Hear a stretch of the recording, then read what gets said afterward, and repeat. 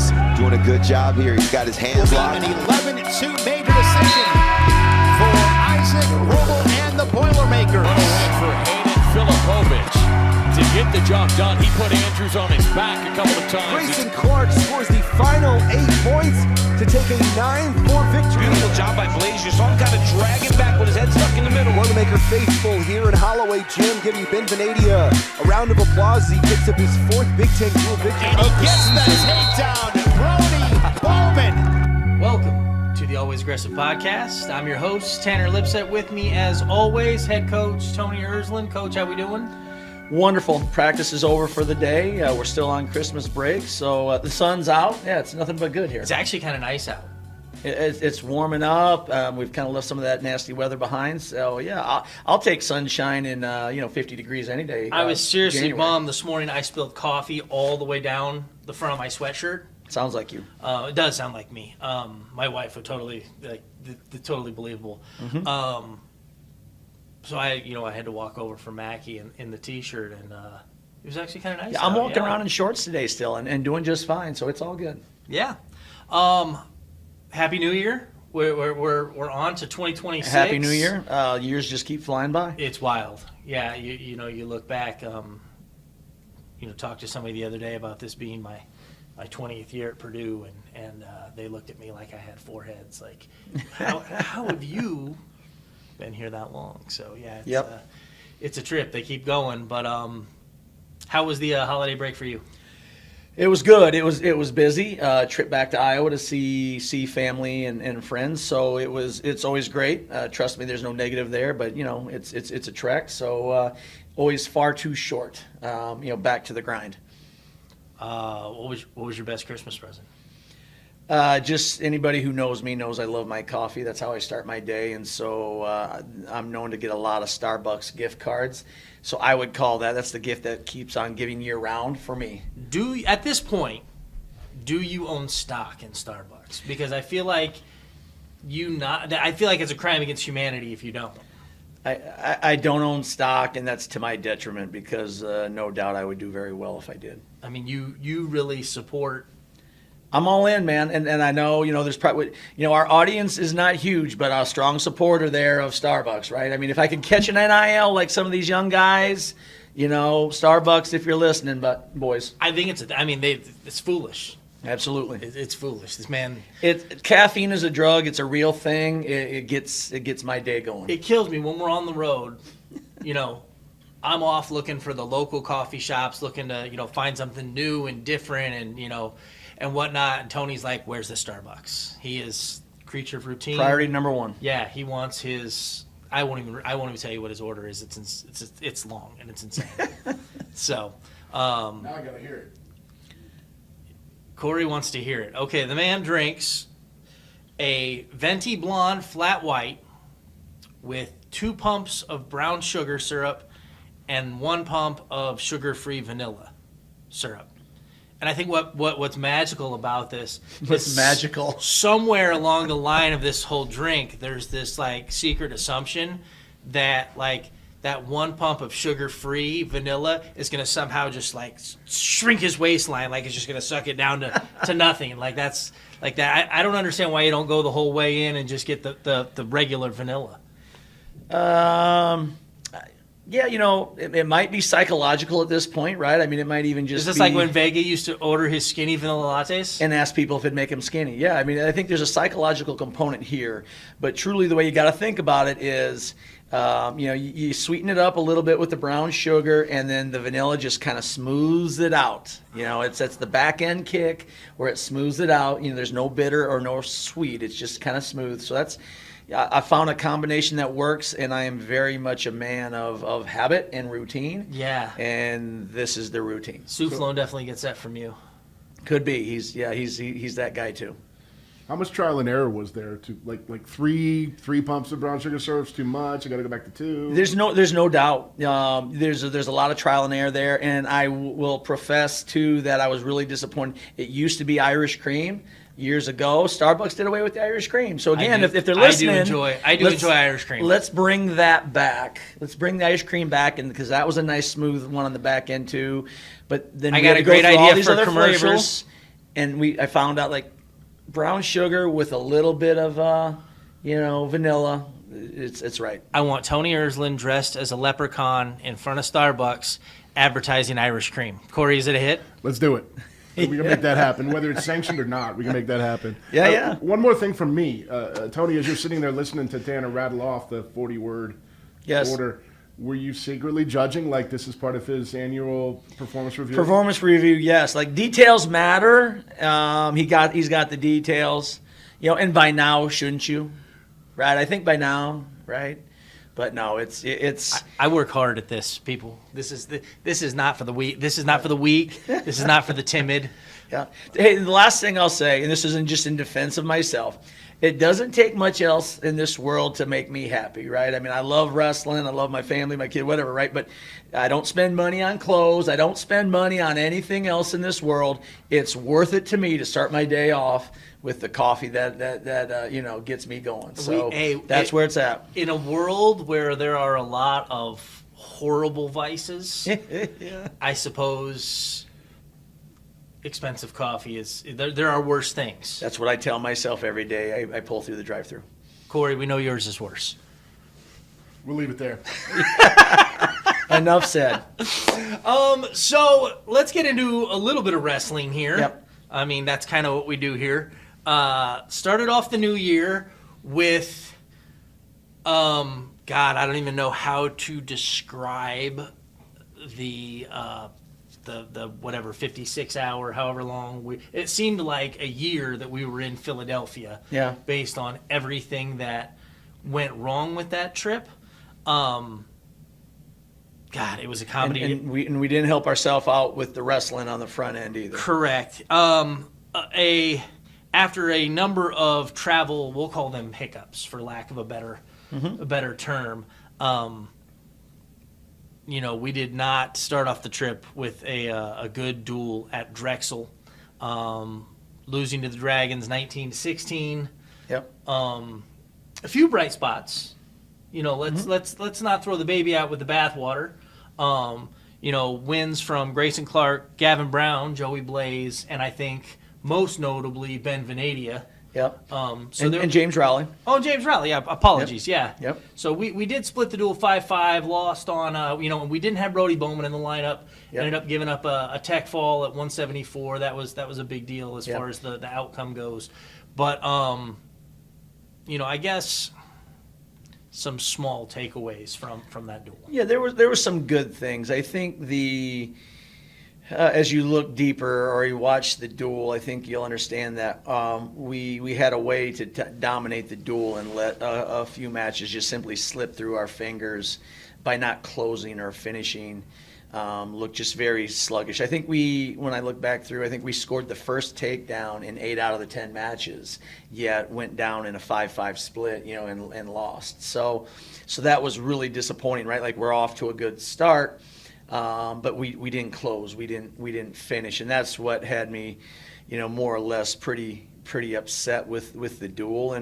And you never expect to be that sluggish, right? Or look like that. It's not an expectation, but it was on my mind just because, as anybody knows, we had the Morgan State duel canceled, which is in the middle, and that led to almost a month off. So certainly not an excuse. No.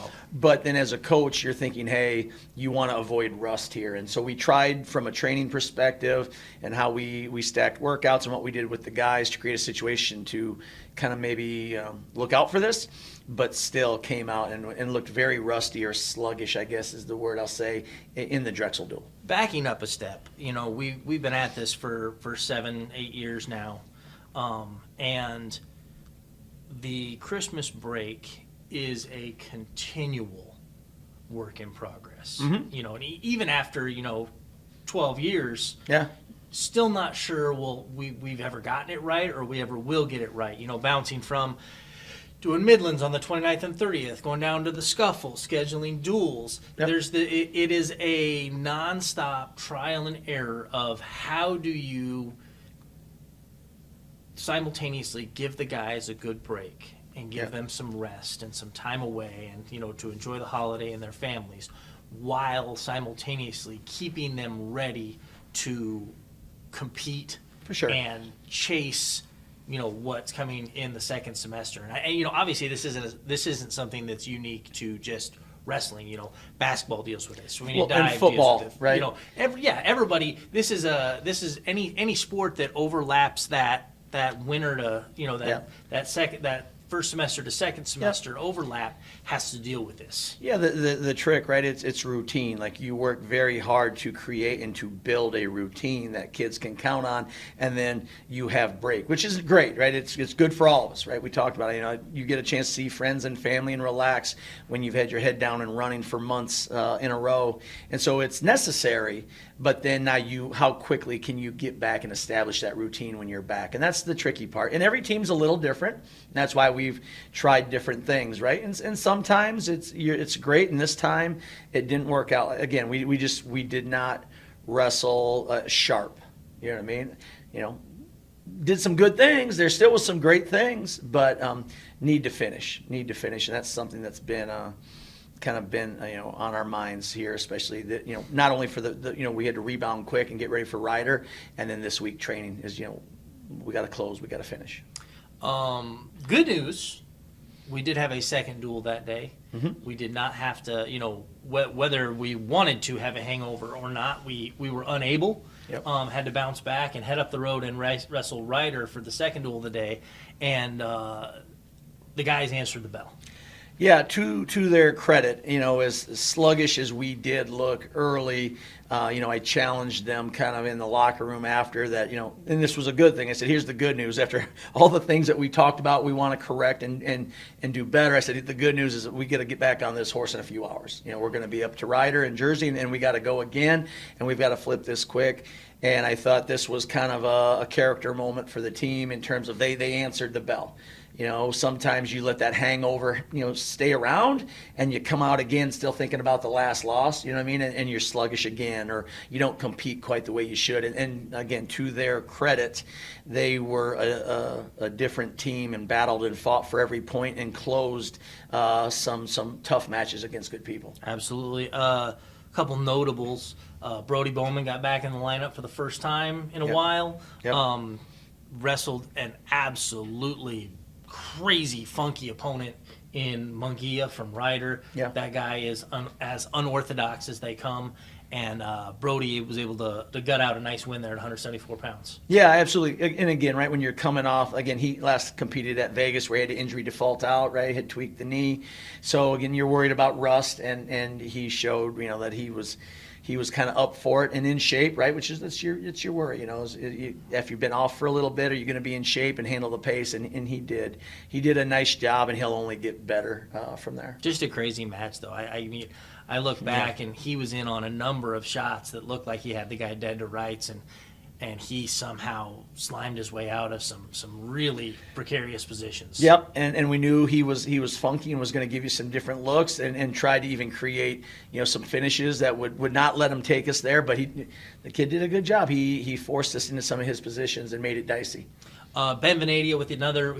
Ben had 2 ranked wins on the day. Yeah. The second win being the more notable of the two, taking out Zarowski from Ryder in very physically dominant fashion. Yeah, I think Ben was probably the most consistent, steady performer. 2 good quality opponents, 2 solid wins. Along with Joey, I think those 2 were very steady and consistent on the day. But Ben really stood out, just probably because he had two opponents who have been ranked. Sure. James Rowley also 2-0 on the day. Gavin Brown 2-0 on the day. You talk about, you look at some guys, especially Gavin and Ben, really starting to build some nice NCAA tournament resumes. 2 guys that have not qualified before and are really making a case in their 3rd and 4th years, respectively, to get to Cleveland. Yeah, and I think Gavin's second match stands out too because he had an opponent that he had beaten at Vegas and had turned a number of times, and that guy was very defensive in the way he wrestled and wanted to keep it tight and just have an opportunity at the very end to win it. So I thought Gavin did a nice job kind of just making some adjustments and staying solid and closing the match out, like he should. Not letting it kind of get away from him because the guy was just trying to really shut it down and be conservative. Yes. God, I can't get over what a mess the rest of the trip was. And, between issues at the airport with computers and I do have to bring up I got to bust your chops a little bit here. Corey, you're not going to, this is unreal. So we get to the hotel in Philadelphia. After a very long day of travel, we had left at 7 a.m. from West Lafayette on New Year's morning. And so, obviously, really long day. So we get to the hotel, and people are starting to hop out of vans. But the way the hotel was built, it was a one-lane pass-through underneath the building. Oh, okay. So our illustrious head coach makes the decision to drive into the tunnel and stop and unload his van and get out of his van and lock his van and take his keys into the hotel. So the rest of us are with our vans behind this. The valet is nowhere to be found. Naturally.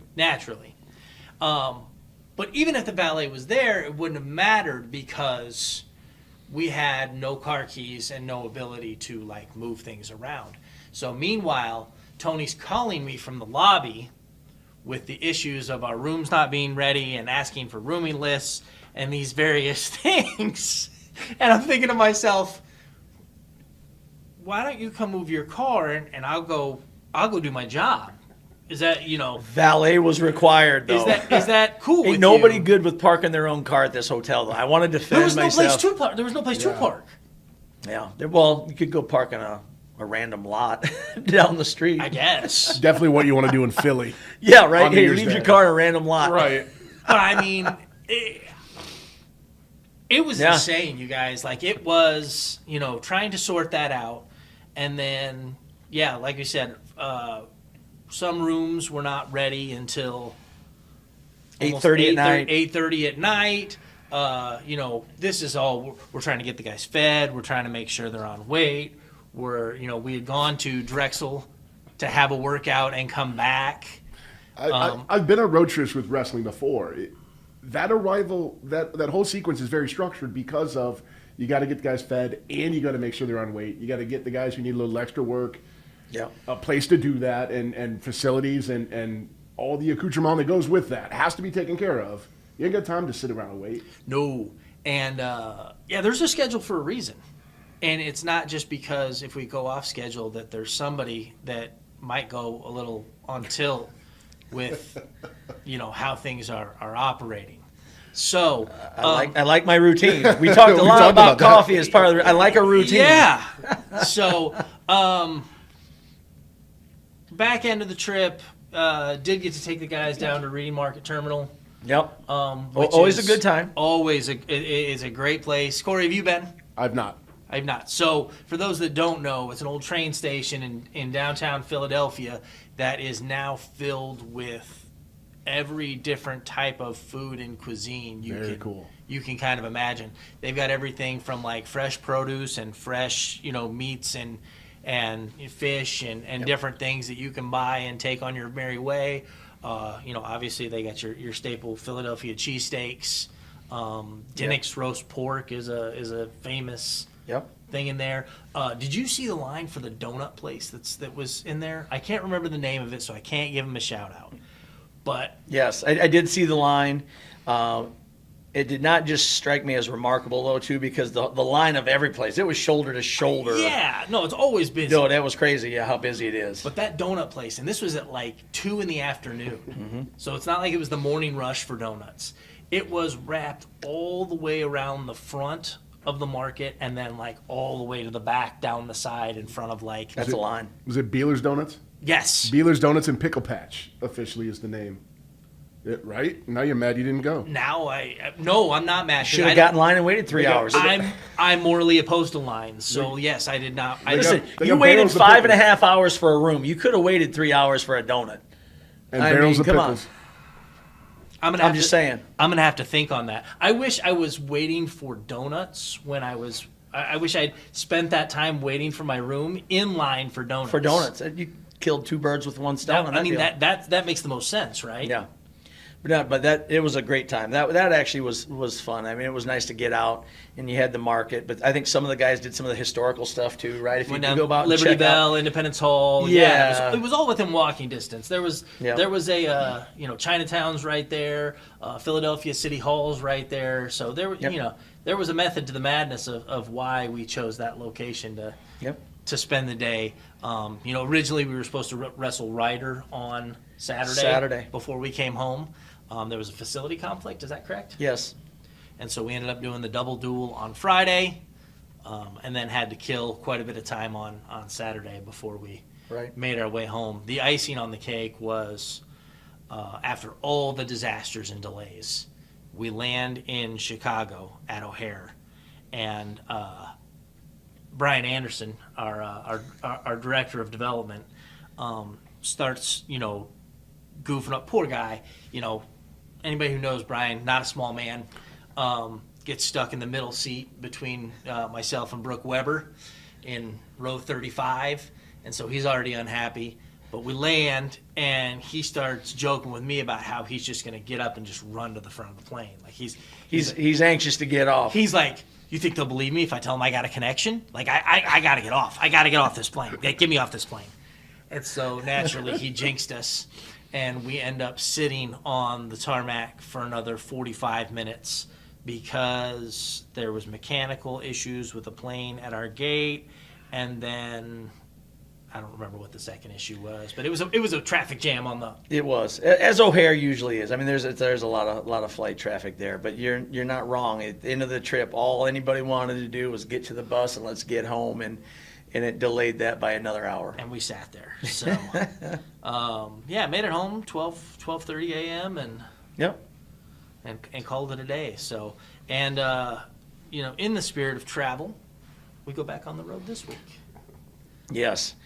We are road warriors for the next couple of weeks. True story. But we get rewarded on the back end of the Big Ten schedule, so it's nice. It's going to lighten up quite a bit, so I console myself knowing that we are going to be Nebraska this week, and then we do the East Coast trip with Rutgers, Maryland. But, what it looks like for us on the back end is very nice. And as we talk about, peaking for March, I'll take that any day. Keeping guys off buses and planes for the last month and a half of the season does sound like a great idea. Be wonderful. So, as you said, going back to a familiar stomping ground for you, headed to Lincoln, Nebraska, for a Friday night duel against the Huskers. Always interesting for you to head back to Lincoln. Yeah, still lots of friends and family, right? Like 8 years of my life, the boys were born there. So, yeah, it's great to get back and see a lot of people that I know well. Like, again, just friends. So I look forward to that trip. At the same time, right, it's a business trip. We got to go out there, and we've got to be ready to scrap hard and get after people. Absolutely. Coach Manning has another really solid roster ready to roll out against us on Friday.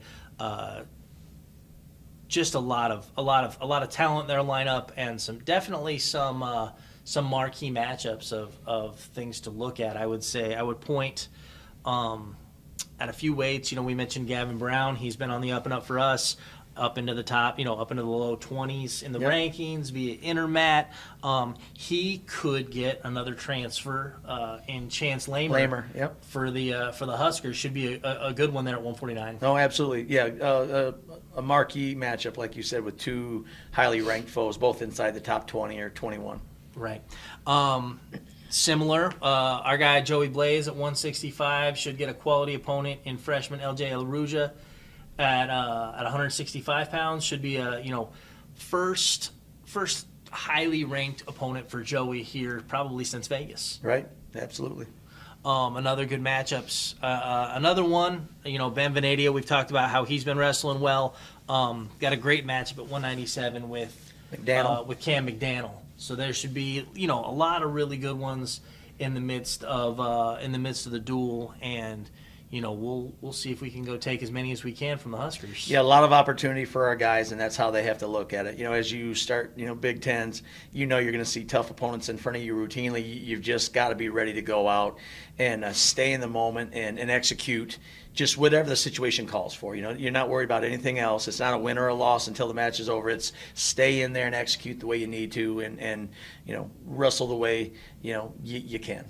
As we finish up, we just finished the non-conference schedule, and we're ready for these 8 matches of Big Ten, grind. I hate to use that cliche, but I mean, God, I don't know what else it's just it's an onslaught of talent at every weight in every duel. And I know that we've spent the last few months doing everything and anything we can to get ready for this. And my question is how do you feel about where we are as we start, the hardest part of this journey? Yeah, I feel like there's been a nice give and take or ebb and flow to the team where they've been challenged and they've seen some tough matches, but then we've also had some time to train, you know what I mean, and prepare. So it's been a nice balance for this group. And now, you want to stay healthy, and you want to make sure that everything's in line. Your shape should be where you need it to be, how you're making weight. Like all of those processes should have been ironed out here in the last 2 months. And I feel good, like they have a great handle on what they need to do to be ready when they put their foot on the line. So it's been good. Now I'm just excited to see us bang against quality people. And, yeah, we're going to see quite a bit of quality, like you said. Road Warriors the next couple weeks, then a nice long homestand. A couple things to plug as we start to wind down the show. Please put on your calendar. Sunday, February 1st, we will host Wisconsin in Mackey Arena.